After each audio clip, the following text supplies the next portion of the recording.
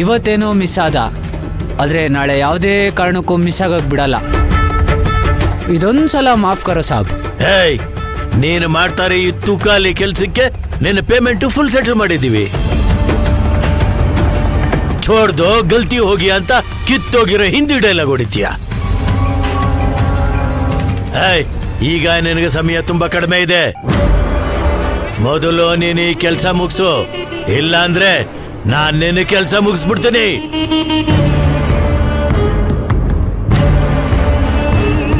ಬೇಜಾರು ಮಾಡ್ಕೊಂಬಿಡಿ ಯಜಮಾನ್ರೆ, ನಾನು ಕೈ ಹಾಕಿರೋ ಕೆಲಸ ಯಾವತ್ತೂ ಅರ್ಧಕ್ಕೆ ಬಿಟ್ಟವನೇ ಅಲ್ಲ.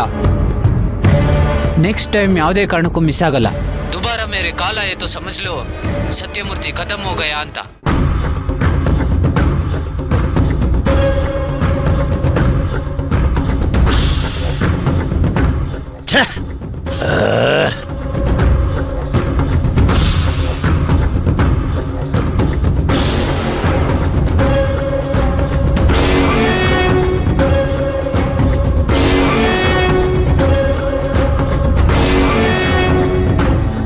ಏನು ಸರ್ ತುಂಬಾ ಗರಂ ಆಗಿದ್ದಾರೆ? ಆ ಸತ್ಯಮೂರ್ತಿ ನಾರ್ತ್ ಇಂಡಿಯಾ ಟೂರ್ಗಂತ ಹೊರಟಿದ್ದಾನೆ. ಅವನನ್ನ ಕೊಲ್ಲಬೇಕು ಅಂತ ನಾವು ನಮ್ಮ ಆಳುಗಳನ್ನ ಅವನ ಹಿಂದೆ ಬಿಟ್ಟಿದ್ದೀವಿ. ಅವನ ಅದೃಷ್ಟ ಚೆನ್ನಾಗಿದ್ಯೋ ನಮ್ ಟೈಮ್ ಸರಿ ಇಲ್ವೋ ಒಂದು ಗೊತ್ತಾಗ್ತಾ ಇಲ್ಲ. ಆದ್ರೆ ಆ ಸತ್ಯಮೂರ್ತಿ ಮಾತ್ರ ಎಸ್ಕೇಪ್ ಆಗ್ತಾನೇ ಇದ್ದಾನೆ. ಅವನು ತುಂಬಾ ವರ್ಷಗಳಾದ್ಮೇಲೆ ನಮ್ಗೆ ಈ ತರ ಒಬ್ಬಂಟಿ ಸಿಕ್ಕಿರೋದು. ಅವನನ್ನ ಕೊಲ್ಲೋಕೆ ಇದಕ್ಕಿಂತ ಒಳ್ಳೆ ಅವಕಾಶ ನಮಗ್ ಸಿಗೋದಿಲ್ಲ. ಅದಕ್ಕೆ ನಮ್ಮಪ್ಪ ಒಂದ್ ಸ್ವಲ್ಪ ಟೆನ್ಷನ್ ಮಾಡ್ಕೊಂಡು ಹೊರಟು ಹೋದ್ರು.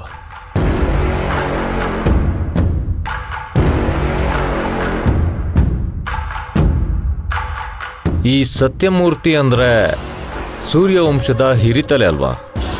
ಹೌದು. ಈಗ ವಂಶಕ್ಕೆ ಮೇನ್ ಪಿಲ್ಲರ್ ಅಂದ್ರೆ ಅವನೇ.